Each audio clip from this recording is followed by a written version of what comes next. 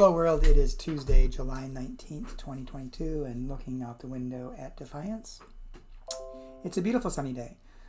Cooler this morning, it was in the low 60s, but still very humid, and I think it's going to be hot today.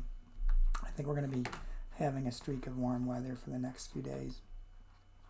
The devotion for today is entitled, Tell Us How You Really Feel, by Tina Vila. Tina bases the devotion upon Mark chapter 11, verse 21, New Revised Standard Version. Rabbi, look, the fig tree that you cursed has withered. And Tina writes, I'm always a little surprised to find that Jesus in the Bible is not really the same as Jesus in hymns and on those decorative plates your grandmother had. Take today's text, for example. Jesus cursed a fig tree and makes it wither because he was hungry and the fig tree didn't have any figs on it. Not a good example to set for the disciples.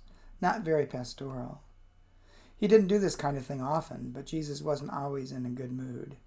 Even Jesus got aggravated, and he let it show. Jesus was perfectly good, but he wasn't always perfectly nice. One of the many reasons I would never make it as a clergy person is that people expect ministers to be not only ultra good, but also super nice and pastoral all the time. Not even Jesus could manage that. In my earlier years of working among ministers, I spent a lot of time in meetings trying to figure out how they really felt. Anything negative was phrased so carefully that I frequently thought something was being praised, when in fact it was being criticized. I remember one former colleague who would not nod his head energetically up and down while saying, "No, I don't think so." This is what happens when we forget that nice and good aren't the same thing. We forget that ministers have actual human personalities, just like the rest of us, just like Jesus. And Tina's prayer. Please watch over those who serve you and care for us. Keep us from making unfair demands on them and keep us from setting unfair expectations of ourselves.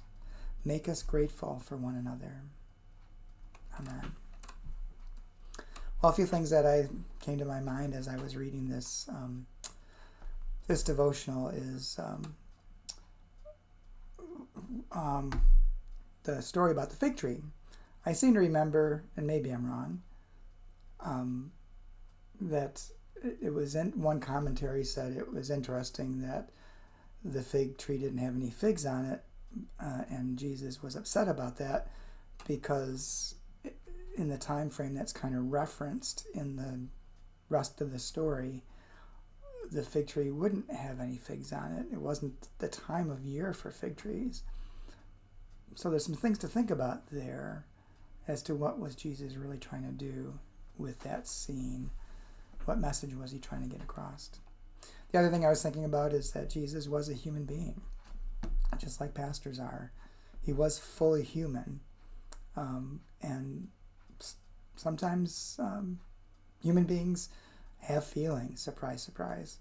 And sometimes as much control as we would like to have, the negative feelings or anger leak out.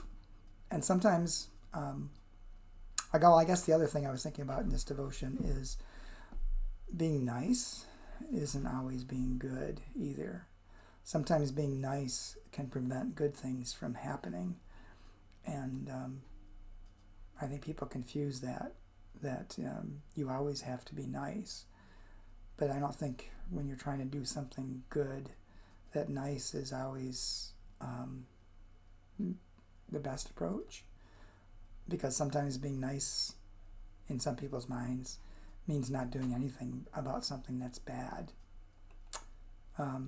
I guess it kind of made me think of a quote from John Lewis, the late John Lewis, who said, never be afraid to make some noise and get in trouble. Good trouble, necessary trouble. Sometimes doing good, being good, is not just about nice. And lastly, I guess, I think one of Tina's point is for people to understand that ministers are human beings. Don't hold us up on a pedestal as somehow being better than everyone else, because we're not. we're kind of like the scarecrow. We have a piece of paper, ordination paper, Master of Divinity, whatever you think, that a lot of other people don't have, but that doesn't make us perfect. And it doesn't mean that we're going to be nice all the time. Hope you have a good day, and I hope to talk to you again tomorrow.